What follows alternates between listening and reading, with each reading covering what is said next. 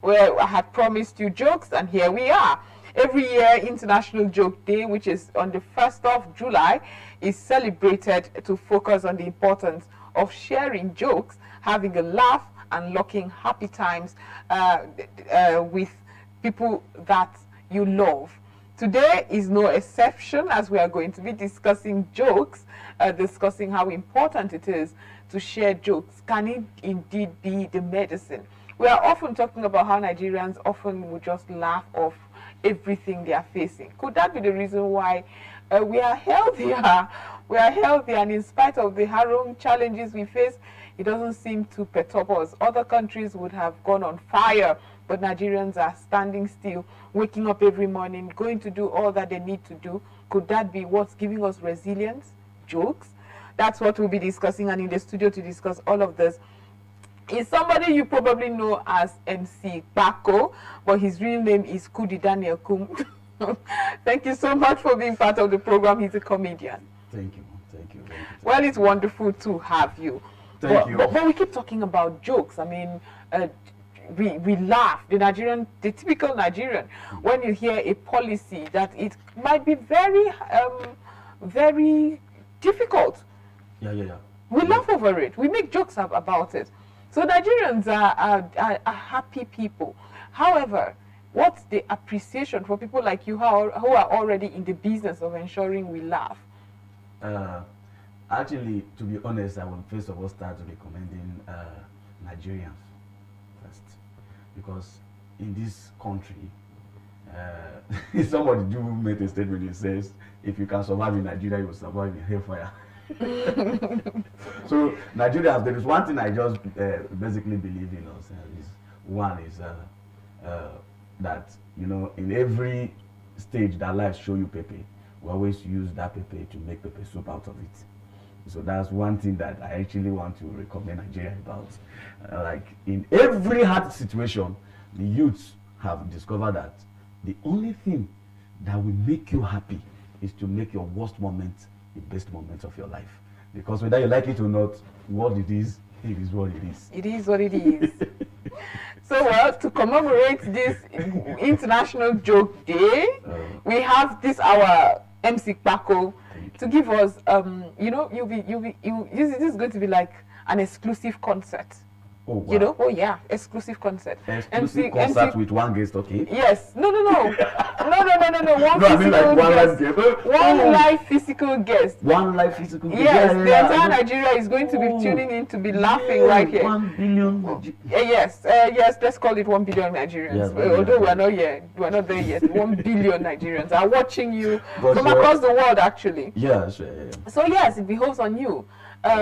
Before we get back into jokes, making people laugh and how it boosts immunity and all the beautiful things about laughing, do your thing, MC Kpako. Give us those jokes and make it a concert to remember. MC Kpako, if you do not make me laugh, because I need to commemorate this day very well, I need to start this day with laughter. And I'm sure that our viewers right there are waiting to laugh.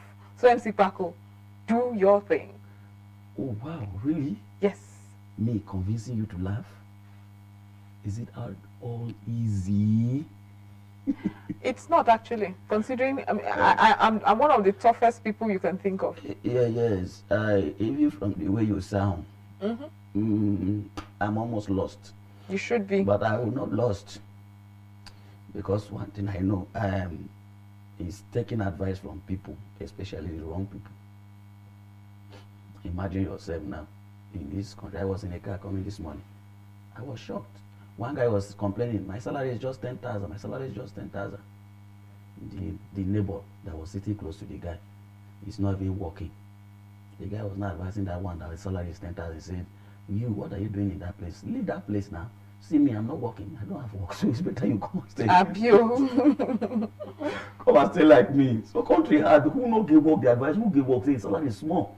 And what it makes me now, we want drop now. The guy will not give work on the advisor and say, "I beg, whether I get 100 naira, me keep and full transport.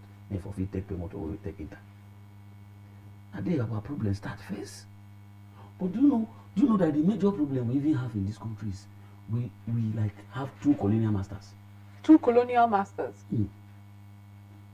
Officially British colonized us. Okay. but the movies we watch mostly, they are American movies. Okay. That is why you see us now, because we now have two teachers. Mm. You know, we learn from movies as well. So now, if you now go to access our English, right, you will now understand that a bottle of water. Like we use two different things having the same meaning. Okay. I know you might not understand. I do not understand, so I'm waiting to see where you're going with this. Now, for instance, our colonial masters that colonized us. Now, our colonial masters, like if you wear like a trouser that is short, like shorts, like shorts, anything that is short. Now the British call it nika, right? Yeah. Now, if you are watching an American movie, they call it short. Shorts. But if you now come to Nigeria, we call it short nika. It's okay. Now, when you go to the British now the British man will tell you as you are going, they will tell you when you get to the extreme, turn to your left. Okay. But if you are watching an American movie, they will tell you if you get to the end, turn to your right. Left. Okay. Left or right. Now, if you come to a Nigerian man, because we are learning both, you will now say when you get to the extreme end, turn to your. Okay. Now, still at that same level now, and a British man will tell you when you get to that end now, turn to the you take your bend. Take a bend, right? They will say when you get to the bend, use your left, right? Right. An American person will tell you when you get to that corner, use your left or right. But when you come to Nigeria, now they will tell you when you get to that bending corner. Bending corner. So I'm sure it's so that we do not miss out. Just in case it is the British, we put everything together so that we don't miss out. Yeah, I like our people. We don't want to miss out. Now, for instance, if you get to the British now, you go to a salon. You get to you want to cut your hair. They will tell you go to a barber shop, right? And if you are watching an American movie, they will say if you get to the salon, cut your hair. But if you come to Nigeria, we will now combine the two and add one at the end. Go to your, if you want to cut your hair, go to a barbing salon shop. A barbing salon shop. Which Nigerians have you been communicating with? Because this one you are talking is, are you sure it's not a Kpako people? Please, if you are just joining, everything I will be saying here will not be truth. Because to convince you laugh now, to make you laugh, I must not tell you what is really happening. I might be telling you what's really happening, no, but I might spice it up with small lies, because. But am I serious? I'm not sure. At this point, I'm not sure. Am I really too serious like that? That people will not believe everything I say because some are true or some are not true. Really, in what you have just said, no, but in your defense, all you've said is true. It's true. It's true. Which means we can still bending corners. I've heard that several. Yeah, short knickers, razor blade. You know, I've heard those tautologies. Yeah, I have. So yeah, you're right. I can tell somebody, you say people will say henceforth from now. Other people will say henceforth. Yeah, exactly. Some will say from now. Then somebody will now join the whole two and say from now henceforth. From now henceforth. Exactly. The person that didn't write common mistakes in English is still making mistakes. That is me. This is not my own common mistakes in English. That I'm still making mistakes. That's what I mean, but in our defense, we are intelligent people. And when they speaking about this English language and our appreciation for it, a lot of people have said we judge too much by what we say. This is not even our indigenous language. Do you think it will be okay with the diverse languages we have to have people who have shown proper representation of their people? They understand the needs of the people, but may not necessarily have gone to school or can speak English. Can we vote for such a person to be our lawmaker, for instance? So when he wants to speak, you know, a Calabar man would use his local dialects and say what he wants to say for the proper representation of his people without English. That would work. Why not? Now, you know, when you are representing your people, definitely you are an ambassador. So? And so for you to come and speak in a language that every other person that is listening to the conversation understands, you will need to use a legalized language that people will definitely understand. A leader goes extra mile. That is where now you will need to think out of the box as a leader. Because if it is just for you to secure your people over there and stay there, that is why we have local chiefs. We have traditional who are those? Those are traditional rulers. Even if now, say, our traditional rulers are becoming intelligent and educated because they are also coming out to say one or two to the government. So I believe if you are representing your constituency and you want to like say, okay, you best know your people well and you want your people to really understand you, it is good to really know because this is our language. That's the first thing you should first of all prioritize. Then from there, you should know that you are going to engage with outsiders. So for you to do that, you need a sense of involving yourself in understanding legal languages very well, official languages, so that you don't go instead of you representing your people. Because you are representing you. You are not representing, you are presenting your your people.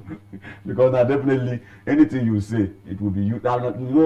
They will judge your people you are representing through what you. I don't think so. No. I do not think so. You should think I so. do not agree with you. Because often what happens is we lump everybody together. They are all representatives, they are doing their thing. I don't think they remember that this person is representing Kogi West or Kogi South or Cross River North, and that is why he's talking like this. Often they are like, they are just talking for their personal interest. That's what I'm saying now. Now the reason why I said you are representing everyone over there, one bad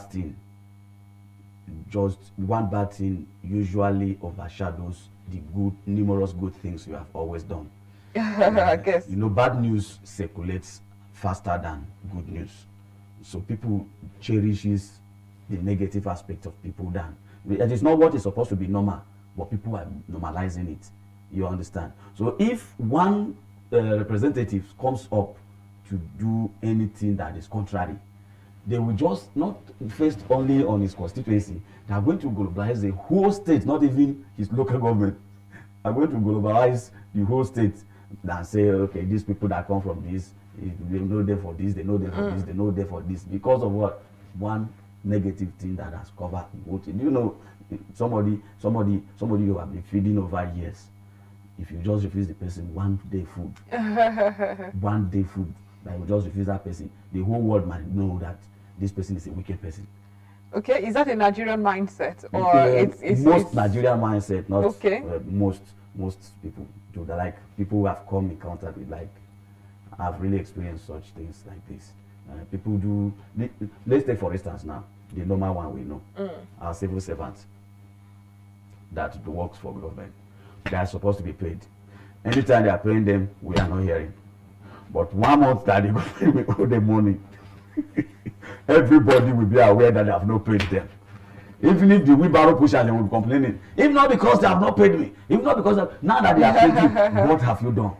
Okay. You just be sitting here, somebody will just come out. If not because they have not paid me, I would have done this. If not because I have not paid you, I have done. Now that they are paying you, what are you doing? You will ask. The person will be telling you problems and this and that. You don't have the look. It is not by who has that gives, it's who have the mind. That's what that gives. So people are just exaggerating everything. Most people, I'm not saying everybody, so don't miss. But let's talk about jokes and Abuja and the Abuja Abuja terrain, entertainment life. How are you faring in Abuja? Abuja is often referred to as the tough crowd. You have concerts, you literally have to pull people out to come for your concert. Do you think back here in Abuja we are too serious? We don't prioritize entertainment and laughter and jokes, and do you think we're too serious? To be honest, number one, anything I will tell you now is based on my little experience I've gotten. And mind you, I'm still learning the business aspect of it. I'm still learning the Abuja people to be precise. One thing I've just noticed about Abuja is, number one, our packaging. People package more than their worth. So sorry, I'm not going hard on our ladies. I'm not going hard on them. But some of them, imagine somebody is worth 200,000 plus. Outfits, like makeup, hair, 300,000, some come out 500,000. What? But if you go back to where they are coming from or where they live, it's not worth 100,000. Now imagine who is using an iPhone is cutting with who is using an Android. Okay. I don't know whether you're following my story. So that is that like it pissed me off. Now you know what you put on. You now come for an event. Because of the packaging, you've packaged yourself. Like jokes will be going down and it will be like they're forcing you to laugh. It's the way you're packaged up to, like it will be even heavier on you to laugh. It will be like it's burden. So I don't know. First and foremost, the excitement starts with you. When you come out now with my own excitement, with my own jokes I've created, they will now add to the excitement you got to elevate you to like lose yourself inside the laughter. But if you come with grudges or you like some people do come for shows, like they did even send, imagine a comedy show is going on, people are busy doing their thing the way they can, like people came seriously to collect contacts from people. Do you like the whole comedy show is going on, people are struggling inside the event venue to collect contacts. This one is hustling to give you money to invite you to our business. This one is advertising a business, trying to do business when the major event is going on. Outside the gathering, you to bring out the Abuja people, the Abuja environs as a whole, is the first work you have to do. It's not Abuja. Most people don't come out because they are coming out to have fun. They do come out because of who invited them. If you like, do billboard from here to Sleja, from here to Kefi, from here to you do your billboards up and down. If you no get people, I advise my fellow entertainers, if you never get people with your back, when you know say whether that person they come or you know they come, those people will stand for you. Or God will advise you say, no go. Abuja. So when you say how can you get people, these people that you say should be helping you stand for your back, like you said, how can, because I have like, let's say I'm a young comedian, and I have all I have is an ambition to be best comedian. I have my jokes, I'm talented. How, and who's my father? Probably somebody who does not who is not politically exposed, like or business mogul. So how do I get this backing that you're talking about? For you to, it's very simple to get backings now. I do tell people that I work with 3 principles, 3 Ds. That's the strategy I use. There are 3 Ds in everything you do. The first D stands for discovery, the second D stands for development, and the third D stands for display. And now, for you to really know what you are up to, you first of all need to discover your talent. When you discover your talent, you need to develop it very well. And when you are developing it, you are developing your talents, both talent and the business aspect of it. You need to like go extra mile. It is this, the comedy is same like business. In your business, when you started up, you were nobody. Nobody knows you. And business is not based on who you have or what you got. It's based on your relationship with the few people that you already have in your circle. If you have one customer and you are able to retain that customer, that is what will sustain your business. Wow. We really have run out of time. So MC Kpako, thank you so much for being part of the program.